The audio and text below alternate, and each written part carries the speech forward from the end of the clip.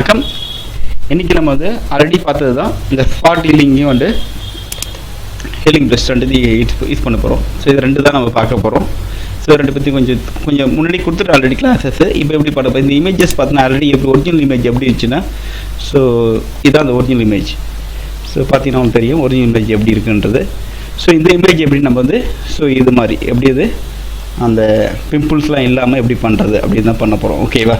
So already original image எப்படி இருக்குது, நிறைய பிம்பிள்ஸ் இருக்குது.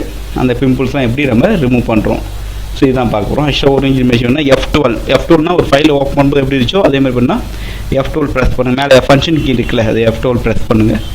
ஸோ நாமளாக ஃபஸ்ட்டு இந்த மாதிரி வந்துடும். ஸோ இப்போ இதை எப்படி ரிமூவ் பண்ணுறது நான் ஆல்ரெடி சொல்லியிருக்கேன். இந்த டூல்ஸ் நம்ம பார்ப்போம். இதுக்கான ஷார்ட்கட் வந்து ஜே தான். இப்படி ஜே ப்ரெஸ் பண்ணாலே இப்போ இது எல்லாத்தையும் நம்ம க்ளீனாக ஸ்க்ரீன் வந்து ஃபுல் ஸ்க்ரீனில் இருக்கணும்னா F ப்ரெஸ் பண்ணுங்கள்.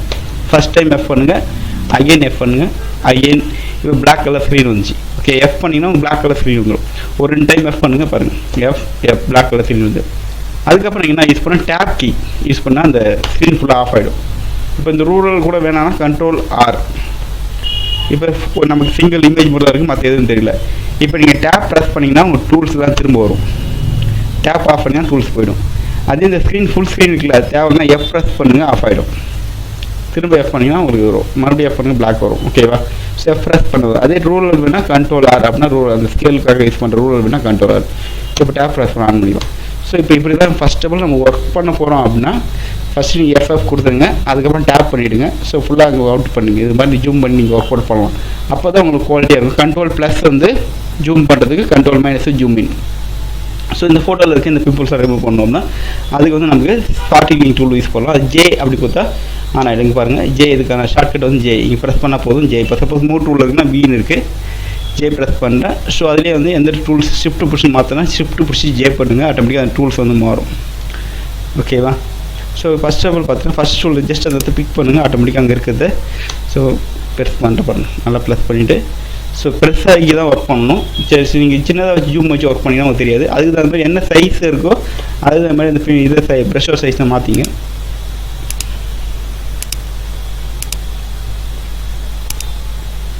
ஓகேவா? ஸோ அங்கே இருக்கிறது அப்படியே ஆட்டோமேட்டிக்காக அது மெர்ஜ் ஆகிடும். அதுவே வந்து நமக்கு அந்த ஸ்பாட் அப்படியே அந்த ஸ்பாட்குள்ளே இருக்கிறது மட்டும் மாறும். ஓகேவா? சப்போஸ் நமக்கு வேறு இடத்துல இந்த இடத்துல பார்த்தீங்கன்னா இங்கே நீங்கள் இதுக்குள்ளே பிக் பண்ண இந்த ஸ்பாட்குள்ளே அதே கலர் இருந்தால் கொஞ்சம் கரெக்டான கலர் மெர்ஜ் ஆகல. அப்போ நீங்கள் Ctrl+Shift+J பண்ணுங்கள், அடுத்த டூல் ஆன் ஆகும். ஸோ அடுத்த டூல் நமக்கு என்ன வேணும்னா ஸோ இந்த இருக்கிற பார்ட் ஒன்று இந்த பார்ட்டை இப்படி செலக்ட் பண்ணிவிட்டு எனக்கு இந்த இடத்துல இங்கே இருக்கிற மாதிரி வேணும் அப்படி பிக் பண்ண போதும் ஆட்டோமேட்டிக்காக இங்கே இருக்கிற கலர்ஸ் வந்துடும். ஸோ அப்படி இல்லையா மறுபடியும் ஷிஃப்ட் பிடிச்சி ஜே ப்ரெஸ் பண்ணுங்கள். அதுக்கு ஆல்ட்டு பிடிச்சி யூஸ் பண்ணுற இன்னொரு டூல் இருக்கும். நமக்கு எந்த வார்த்தை வேணும் இந்த வார்த்தை இருக்கிற மாதிரி. ஸோ ஷிஃப்ட் பிடிச்சி ஜே பண்ணி டூல் மாற்றிக்கிறேன். ஸோ ஆல்ட்டு இங்கே ப்ரெஸ் பண்ணி எனக்கு இங்கே வேணும், ஆட்டோமேட்டிக்காக அங்கே என்ன கலர்ஸ் இருக்கோ அந்த கலர் வந்து இங்கே அப்ளை ஆகும். நீங்கள் பாருங்கள்.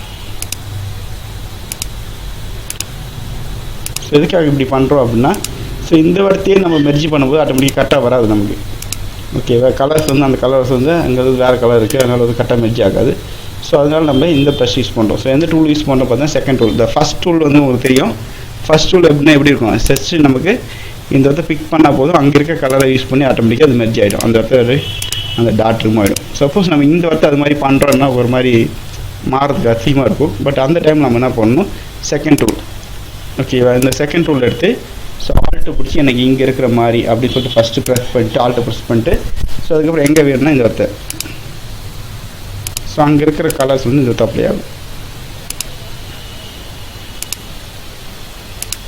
ஸோ 2 டைப் இருக்குது. ஓகேவா? ஒன்று வந்து அங்கே இருக்கிறது மெர்ஜ் ஆகுது, இன்னொன்று வேறு வார்த்தை கலர் நம்ம செலக்ட் பண்ணி ரீப்ளேஸ் பண்ணுறது. ஓகேவா? ஸோ இது வந்து அங்கே இருக்க கலர் பேஸ் பண்ணி வேணால் இதை பிக் பண்ணிக்கலாம்.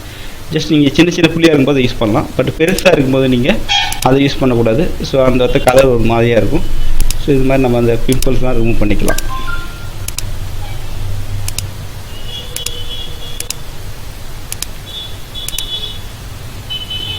ஸோ இங்கே பாருங்கள், Ctrl+Z பேக் போயிடுறேன்.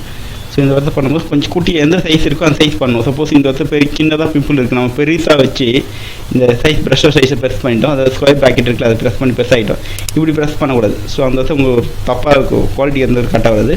ஜஸ்ட் எந்த சைஸ் உங்களுக்கு புள்ளி இருக்கோ அந்த சைஸ் இதை வச்சுட்டு பிக் பண்ணுங்கள். ஸோ சின்னதாக கூட இன்னும் கொஞ்சம் சின்னதாக கூட வச்சுட்டு கரெக்டாக இந்த புள்ளி மட்டும் ரிமூவ் பண்ணால் அதை வச்சு பிக் பண்ணி கரெக்டாக ரிமூவ் ஆகும். ஸோ ஸ்கின் வந்து உங்களுக்கு பார்க்குறது ரியலாகவே இருக்கும். சப்போஸ் நீங்கள் பெருசாக பண்ணிவிட்டு பிக் பண்ணிங்கன்னா அந்த ஸ்கின் வந்து ஒரு மாதிரியாக மாறிடும். ஓகேவா? ஓகே. ஸோ இப்போ இந்த இமேஜ் எப்படி ஓப்பன் பண்ணும்போது எப்படி இருந்து உங்களுக்கு தெரியும். அதை F12 பண்ணி பாருங்கள். ஸோ எப்படி இருந்துச்சு. ஸோ நம்ம அதை இப்படி மாற்றிட்டோம்.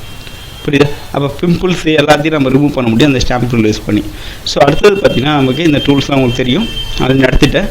ஸோ இந்த டூல்ஸ் எப்படி மாற்றுறது சொன்னால் இப்போ எப்படி ஒர்க் பண்ணுறோன்னா ஒர்க் பண்ணும்போது நீங்கள் F ப்ரெஸ் பண்ணிவிடுங்க. ஸோ டேப் ஆஃப் பண்ணிவிடுங்க. டேப் ப்ரெஸ் பண்ணிங்கன்னா உங்கள் டூல்ஸ் ஆஃப் ஆகிடும். கண்ட்ரோல் ப்ளஸ் பண்ணிவிட்டு இப்படி இமேஜ் வச்சு கண்ட்ரோல் ப்ளஸ் பண்ணி நல்லா ஜூம் பண்ணி இமேஜ் ஒர்க் பண்ணும்போது உங்களுக்கு குவாலிட்டியான இமேஜ் அவுட்புட் கிடைக்கும். சப்போஸ் நீங்கள் பாருங்கள் கொஞ்சம் பெருசு வேணால் கரெக்டாக வச்சு பிக் பண்ணுங்கள்.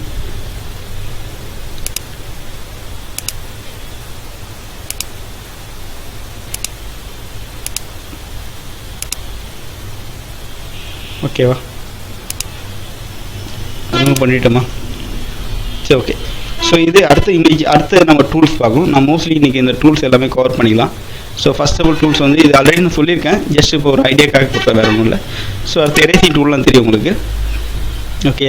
ஸோ அடுத்து இந்த டூல் எதுக்கு அப்படின்னா பிளர் பண்ணுறது. இதுக்கு ஏதோ ஒரு இமேஜ் மாடல் இமேஜ் நான் ஓப்பன் பண்ணுறேன். Ctrl+0. ஸோ நான் போஸ் நீங்கள் சாம்பிள் இமேஜெலாம் வேணுன்னா ஸோ உங்கள் ஃபோட்டோ கூகுளில் போய்ட்டு நீங்கள் ஃபோட்டோஷாப் சாம்பிள் இமேஜும் கொடுங்க. நிறைய இமேஜஸ் வரும். நீங்கள் அதை யூஸ் பண்ணி கூட நீங்கள் ஒர்க் அவுட் பண்ணி பார்க்கலாம். ஸோ நான் அது மாதிரி தான் ட்ரை பண்ணுறேன். உங்களுக்கு கூகுளில் போய்ட்டு சாம்பிள் இமேஜ் அப்படி கொடுத்தா நிறைய இமேஜ் வரும். சப்போஸ் இது மாதிரி ஒரு ஃபோட்டோ லுக் இருக்குது. ஃபோட்டோ பார்த்தா உங்களுக்கு தெரியுது ரொம்ப ஒரு மாதிரியாக இருக்குது. ஸோ நிறைய பிம்பிள்ஸ் அதாவது ஒரு மாதிரி பிளாக் டாட்ஸ் நிறையா இருக்குது ஃபேஸில்.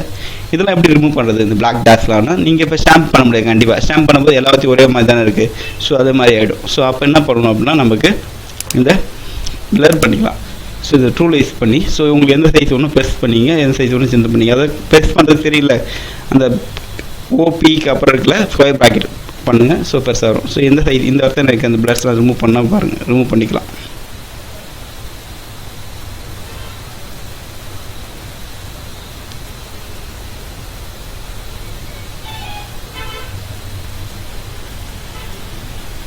So okay.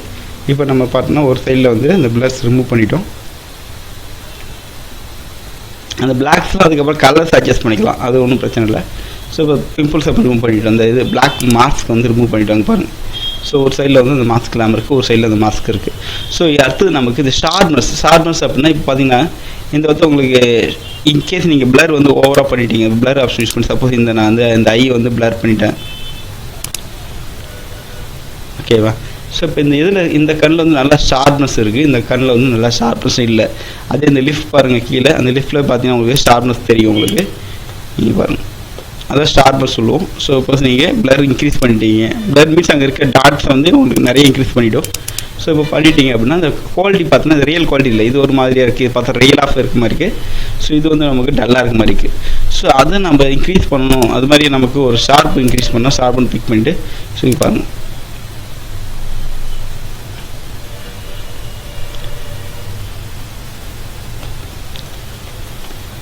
ஷார்ப் இன்க்ரீஸ் பண்ணலாம். ஷார்ப் இன்க்ரீஸ் பண்ணும்போது உங்களுக்கு